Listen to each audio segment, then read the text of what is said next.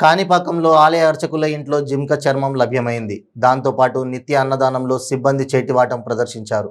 చిత్తూరు జిల్లా కాణిపాకం దేవస్థానం అనుబంధ ఆలయం వరదరాజుల స్వామి ఆలయ అర్చకులు కృష్ణమోహన్ నివాసంలో జింక చర్మాన్ని స్వాధీనం చేసుకున్నారు. ఈ ఘటనపై స్పందించిన అటవీ శాఖ అధికారులు రంగంలోకి దిగి రహస్యంగా విచారిస్తున్నట్లు తెలుస్తోంది. పలువురు సిబ్బంది అన్నదానంలో నిత్యావసర వస్తువుల దొంగతనాలకు పాల్పడినట్లు విశ్వసనీయ సమాచారం మేరకు కార్యనిర్వహణ అధికారి వెంకటేష్ మరియు ఆలయ అధికారులు సిబ్బంది ఇళ్లలో తనిఖీలు చేపట్టారు. భారీగా నిత్యావసర వస్తువులు, బియ్యం బస్తాలు స్వాధీనం చేసుకున్నారు.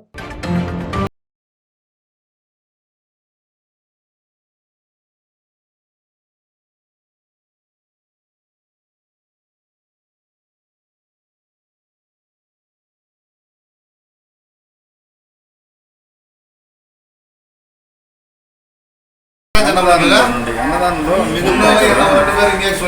అవన్నీ అక్కడ వంట మాస్టర్